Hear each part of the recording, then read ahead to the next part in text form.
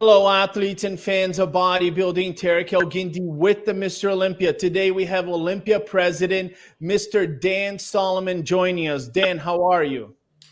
I'm humbled to be in this incredible, prodigious, elite company. I see people from around the world. I know, Bob, I know you're somewhere off in some other corner of the world. Right. And Sean, if I had to guess, you probably are too. Ron, you look like you're down in a cave somewhere just kind of studying all the machinations of bodybuilding, who's in, who's out. And John, I'm sure if I know you, you are studying whether or not Reg Park would have finished 6th or 8th in the first call out of this year's Olympia. Well, we don't even need an introduction. Dan Solomon did a much better job than I could, right? I got this. I'll tell you, you called me after a long day. I just got off the phone with Jake, our owner, and each day right now is so intense. We are in the home stretch of planning for what we think is going to be the most incredible event in the history of our industry. It's going to be something else, but I know you guys are all going to be there. But you caught me in my, I guess you call this my man cave. I'm down here right now, and on the other side of the screen, there is a big 70, 80-inch, whatever screen that is showing pennant race baseball. So you're going to have to share me with the fact that my Baltimore Orioles are trying to secure a spot in the postseason, and they haven't been playing very well lately. So we'll see what happens. Well, we'll be rooting for the Baltimore Orioles. No, you'll be rooting for the Baltimore Orioles. I will be rooting for my New York Yankees, who happen to be in first place, baby. That is true. Oh, God. Well, we welcome all baseball fans. In addition to all bodybuilding fans, I have here Bob Cicarillo. He's the master of ceremony for the Mr. Olympia.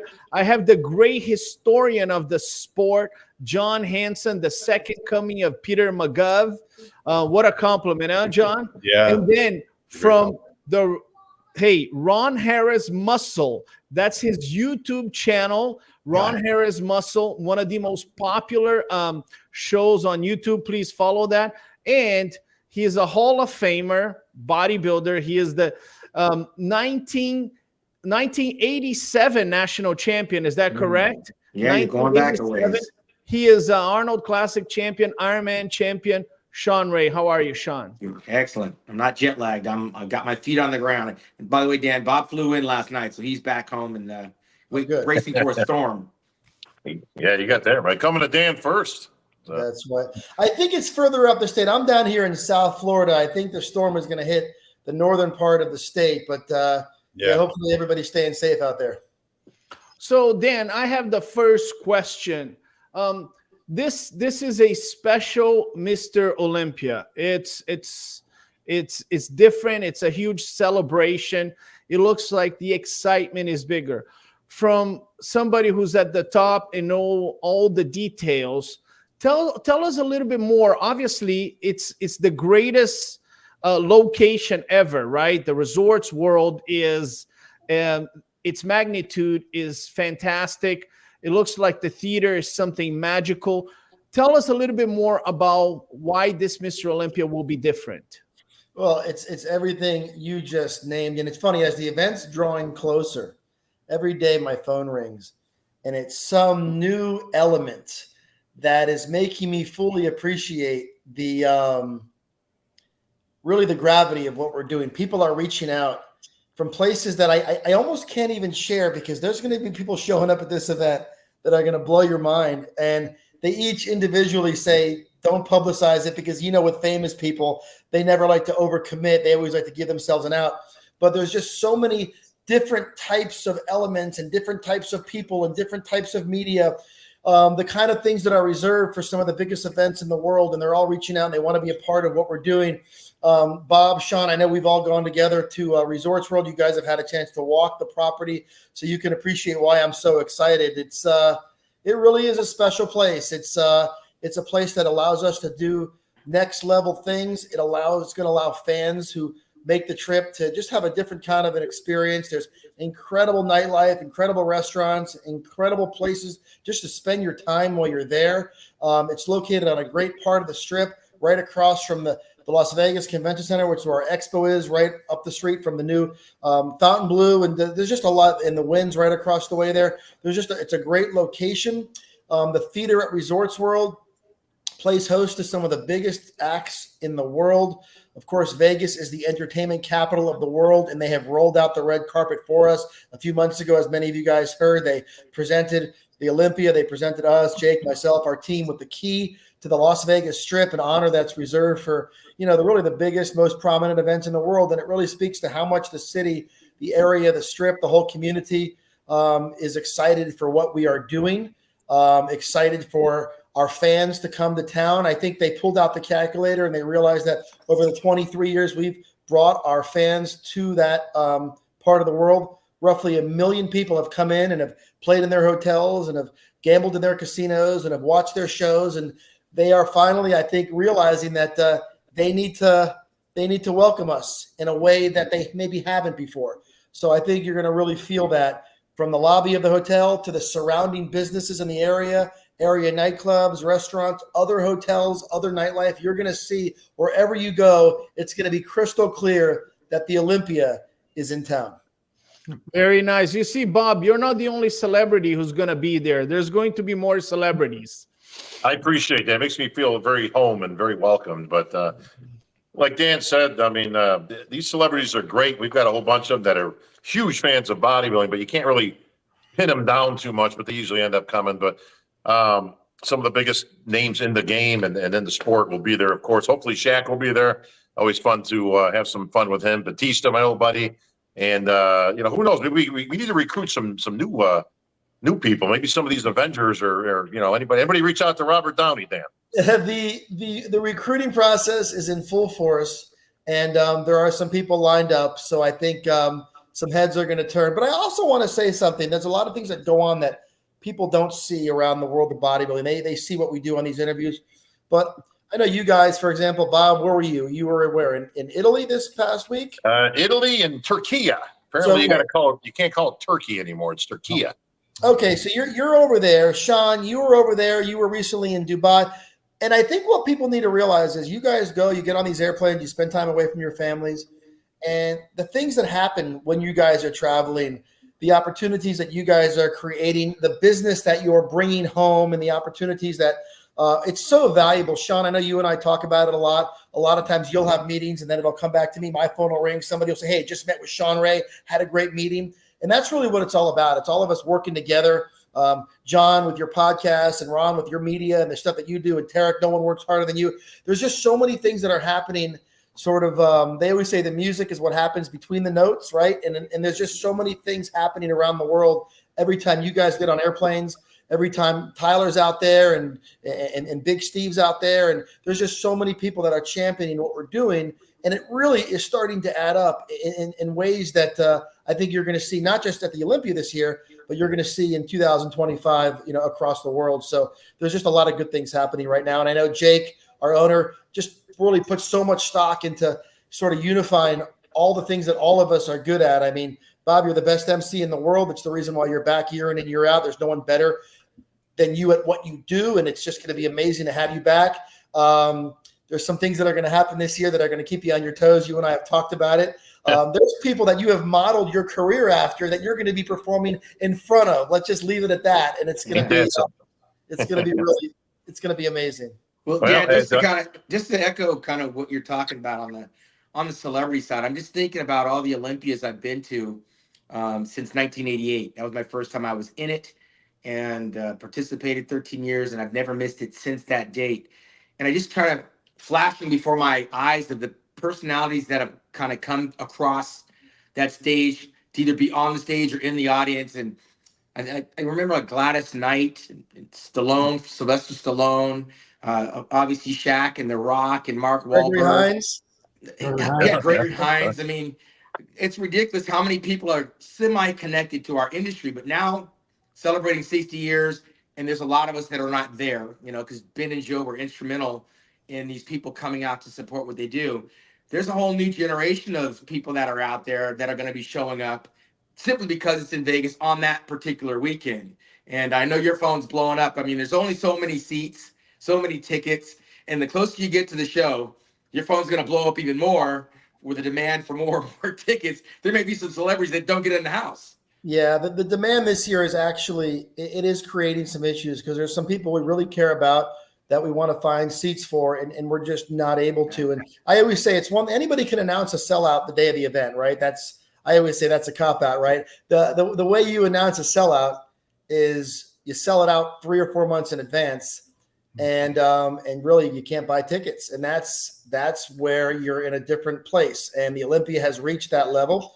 We've reached a level of demand that has just put us in a situation where we're having conversations every day about massive venues to try to find a home for this thing, because the way we're doing it now, it's great. We're going to have a great show. It's going to be a beautiful production, but it is not.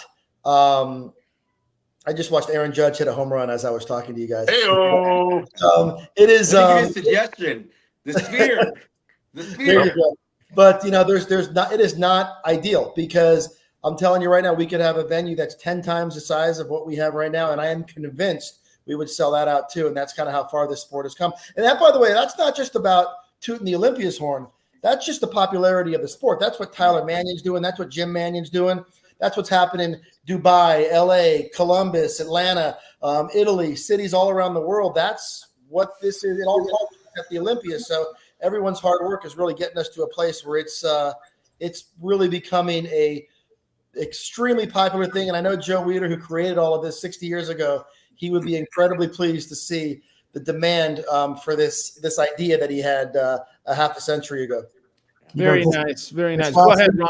Yeah, just last week, Tarek said if you put it in Sao Paulo, he guaranteed Jake Wood you could sell out 100,000 seat stadium, no problem. I think that's true. I had the great privilege to go down and visit with our friends at Integral Medica. What a great company, by the way. Just an impressive group down there, the biggest supplement company in Brazil. And I spent time in there, and I saw the way the fans, the passion they had, the way they responded to my visit, and the things they had to say. And it was just really, I mean, Tarek, that's your world down there. You know it better than anybody. But it was just really a treat for me to see how much the sport means. And I know, Bob, Sean, you guys have been traveling a lot. I mean, Sean, hell, nobody travels more than you for a long time. You guys see things that I don't get to see, just the way that these different parts of the world respond to bodybuilding, respond to your visit.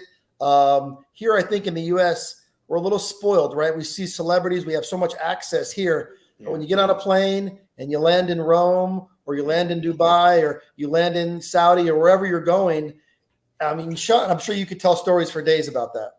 Yeah, it's incredible how we're received outside the U.S.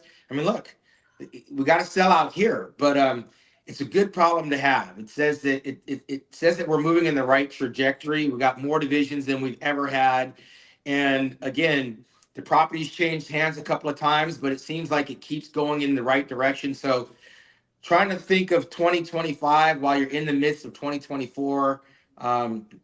It'll come in its time. We got to get through this. We got 2 more months, or is it 2 more months? Or is this a month? I think it is to go. And I know there's going to be less and less sleep. And then as soon as it's over, we're going to be looking at 2025. And again, the people that are the moving parts, the people out there putting these little things together, everyone has a role. And it seems like everybody's you take 1 or 2 of those pieces out, and it may not be what it actually is. So kudos to the Olympia team for finding the right people to do the right things. Well, as David Hasselhoff is to Germany, Dan is to Brazil. I don't know about that. But I will jump in there. I'd love to get your take, Ron, because you're probably the closest here to actually breaking down the lineup and that part of it. Because I know there's nobody who does a better job at reporting on the actual contest and the breakdown of it. You've done it for so long, and you're so good at it. This lineup is crazy. This rematch between Lunsford and Chupan, and of course with Andrew Jack coming on, and Samson, what he's bringing, and of course Nick Walker. And I mean, the lineup is at the top. It's deeper than it's ever been. Bob and I used to always talk about how we need to find a new guard, and the new guard is here, and they're kicking ass.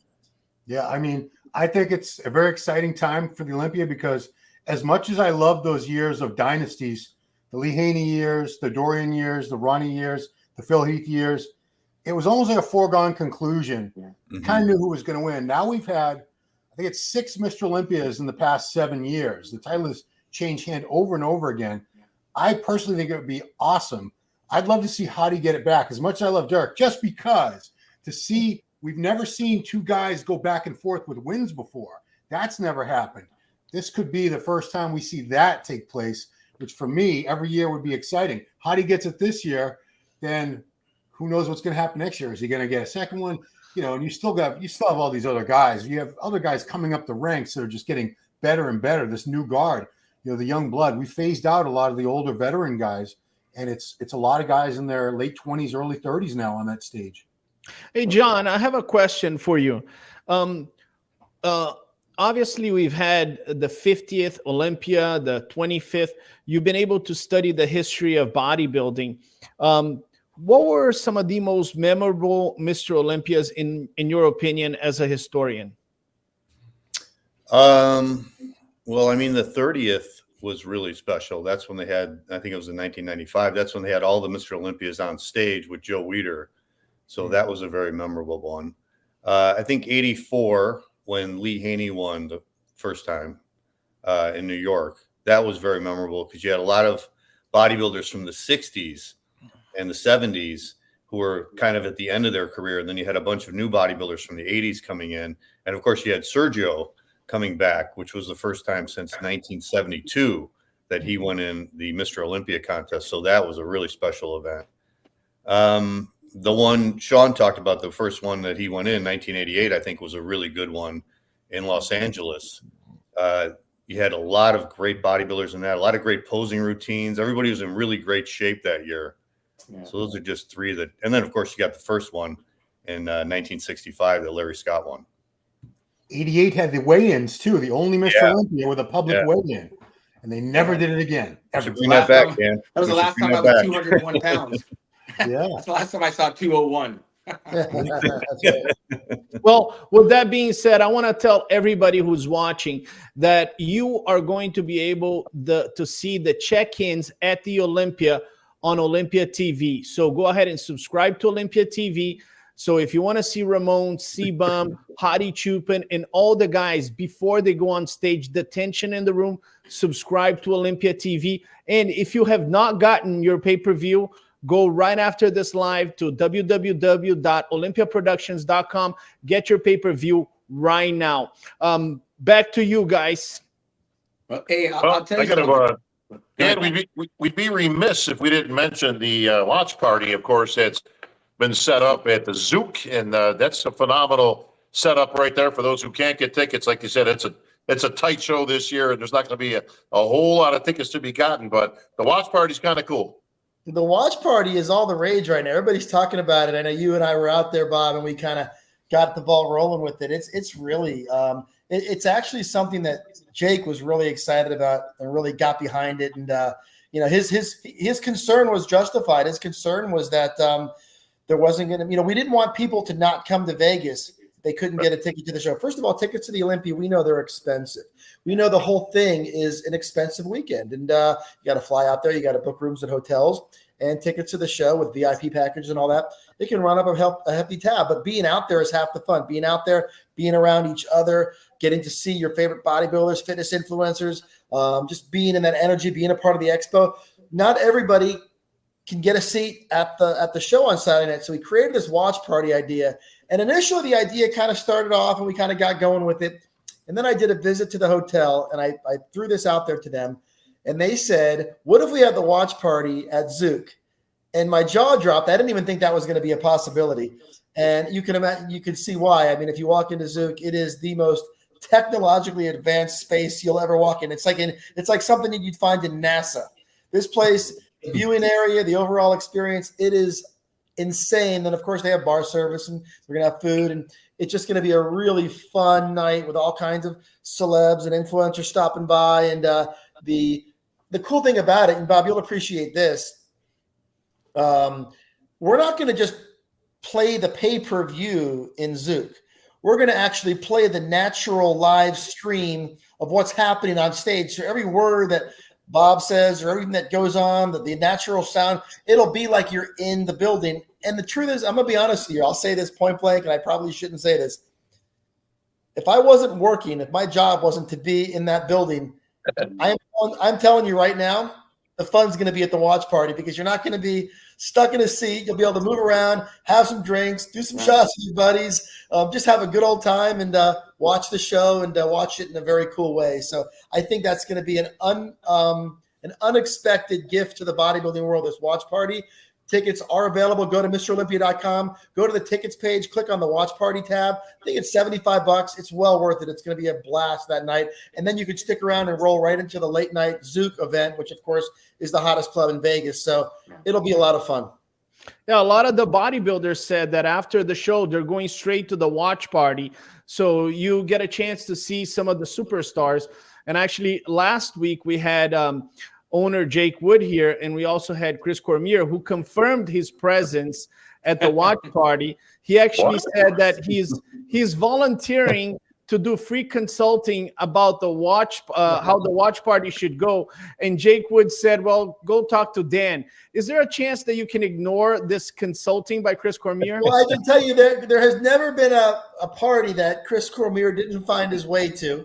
So I think this is going to be a perfect – I think we finally found something here at the company that is the perfect fit for Chris Cormier. I mean, the challenge, Dan, is going to be – the challenge will be to keep the shirt on that kid. Yeah. Yes. I mean, he gets in the club, the shirt comes off. And at this stage right now – hopefully those days are long gone. But listen, we got Hasselhoff to Germany, Dan to Brazil, and Chris to any party ever.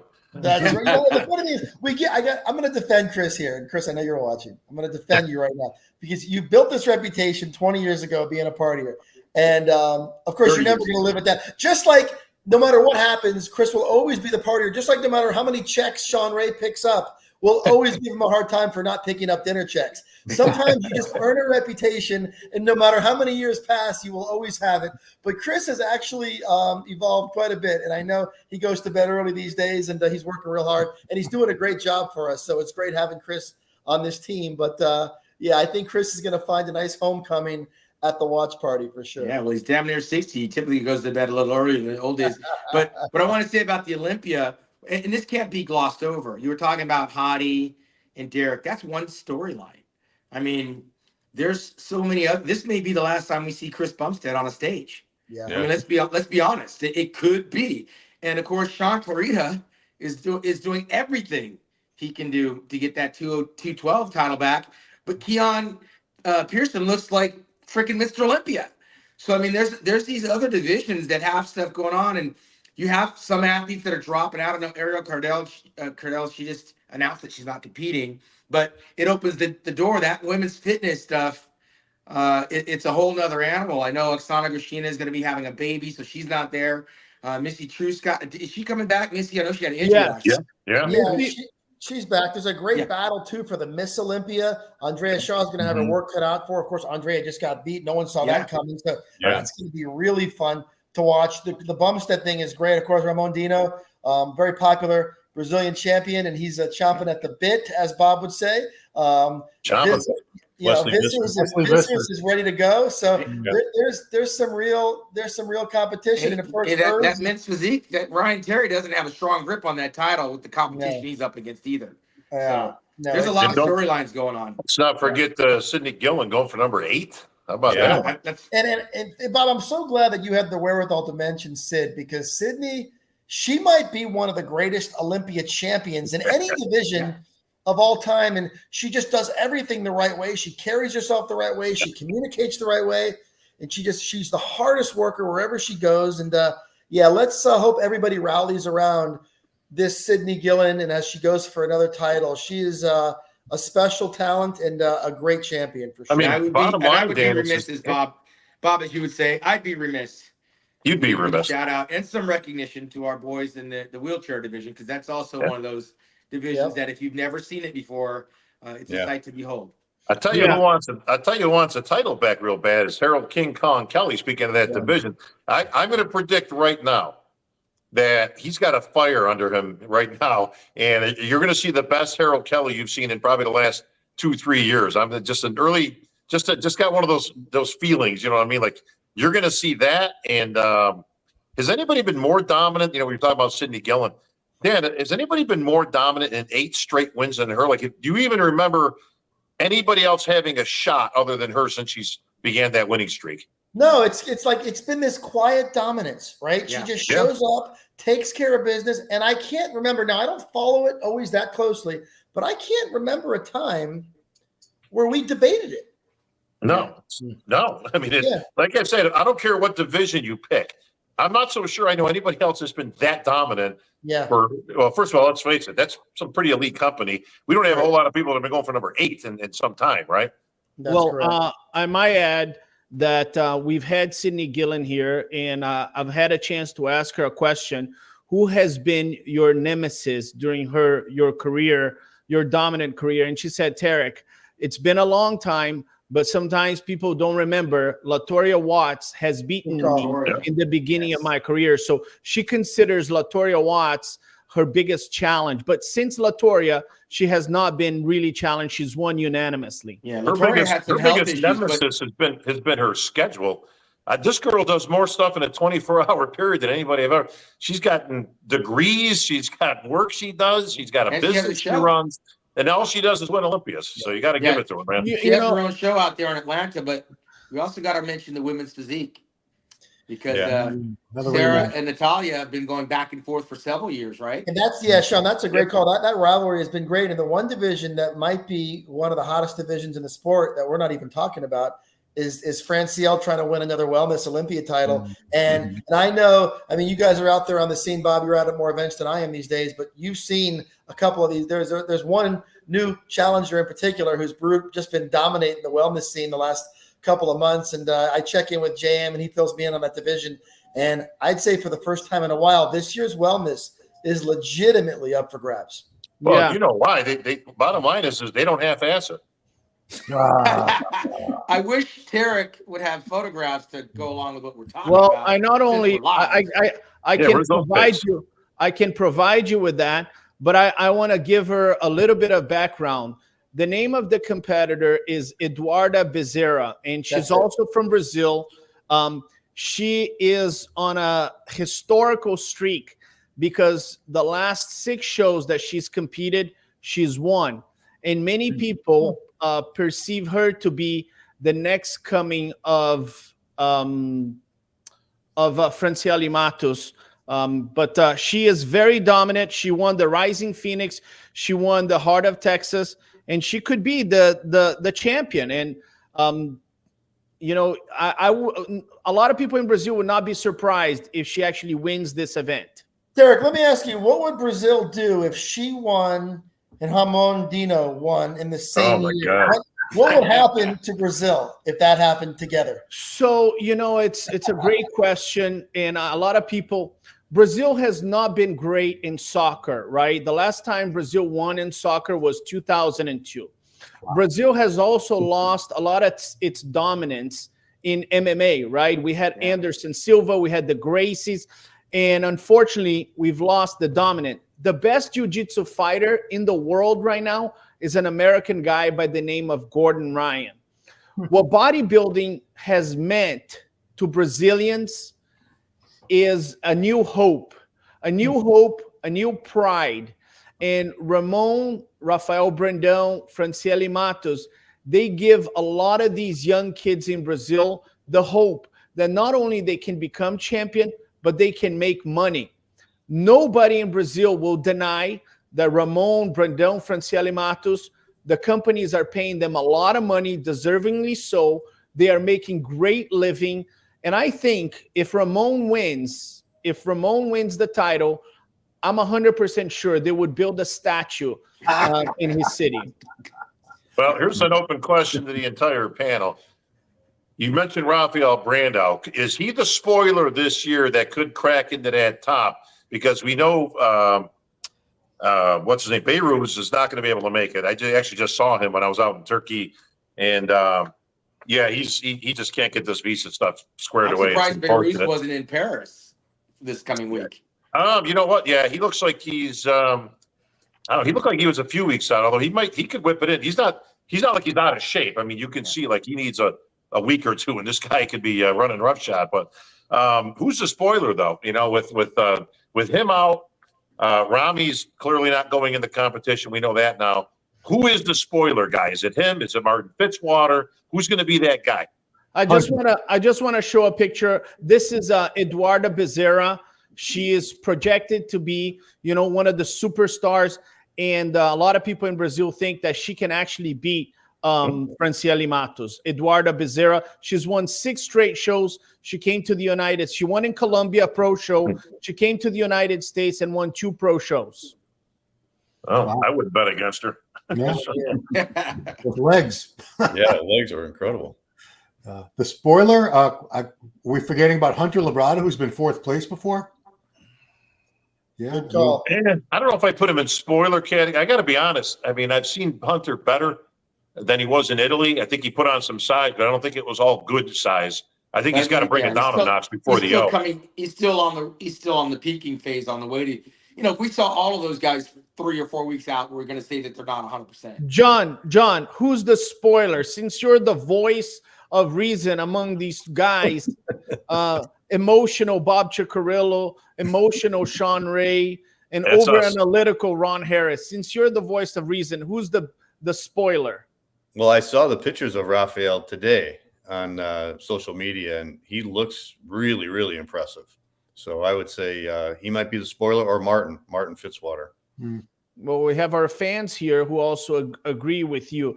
I had a chance to talk to Rafael Brandão, and he said, Tarek, it would be a huge disappointment for me if I don't make it to the first call out. Mm-hmm. I either make it to the first call out or I will feel like a failure. Well, to your point, he needs to get that out of his head. I'll tell you why. A little known guy by the name of Gunther Schlierkamp one year was in the Mr. Olympia, and he wasn't anywhere near the first call out. But when all was said and done, the guy climbed up into 5th place, and of course he went on to beat Ronnie Coleman. He can't get that psychological stuff in his head getting ready for this show. If he shows up right, they won't overlook him, and he'll have his opportunity to stand next to the champion and compete. But you never know what these guys are going to do on these call-outs. That's not where the show's won and lost. Don't forget. Remember, it was some years ago, but don't forget that it was Gustavo Bedell that we watched go from 8th to 3rd and at Olympia, where he ended up in that top 3. Yeah, those call-outs don't mean anything. I need you guys to clarify this, because Ronnie Coleman has said multiple times that he was not in the first call-out the year that he won in '98. Is that true? I think you're right. I think you're right. I have to watch the video, but I don't believe he. Wow. I think they went with the usual suspects. I think Ronnie was placed really low in that first round, and every round he placed higher and higher, and he barely beat Flex at the end in the pose down. I think he beat him in the pose down. Yeah. So that's what I'm saying. That's amazing, man. Those call-outs don't mean a whole lot.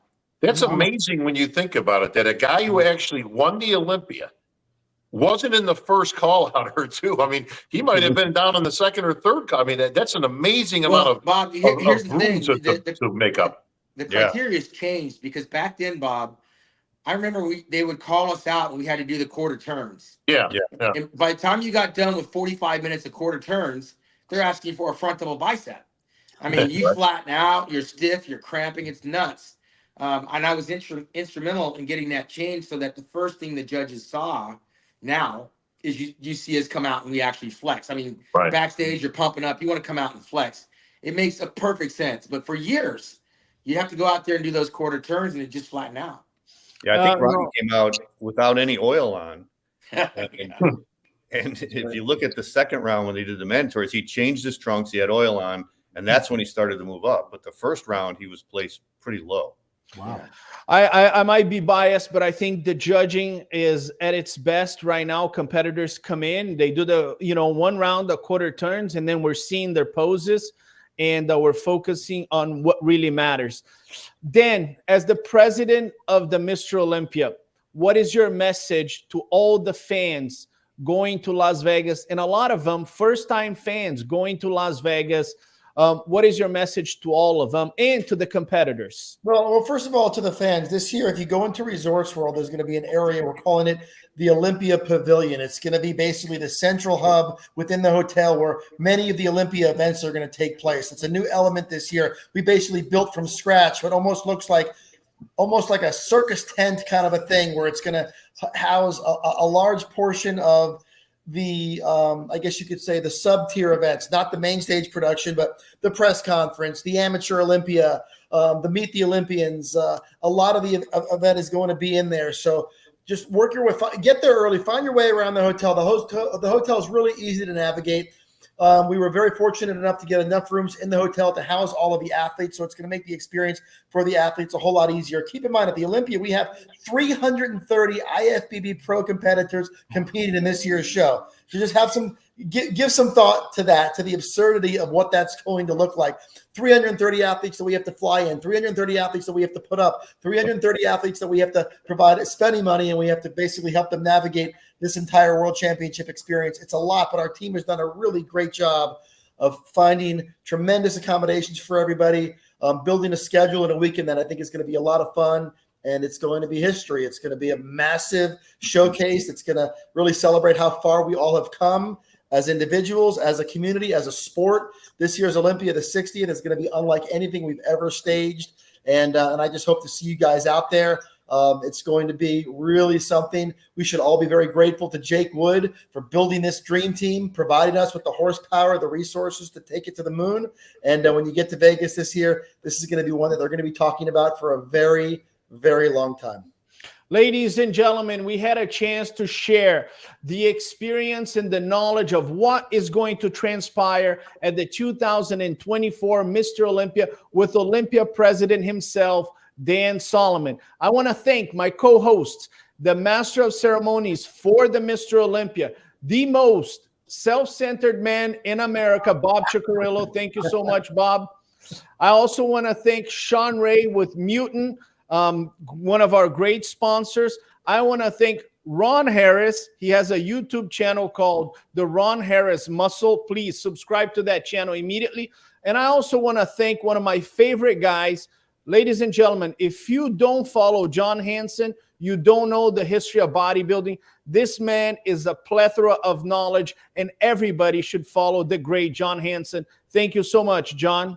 Thank you, Tarek. I appreciate I that. want you, as soon as I finish this live, I want you to click open a new window and type in www.olympiaproductions.com. You are going to get your pay-per-view right now and gift yourself something that you deserve. My name is Tarek Elguindi with the Mr. Olympia. We'll be back next weekend. We'll see you guys.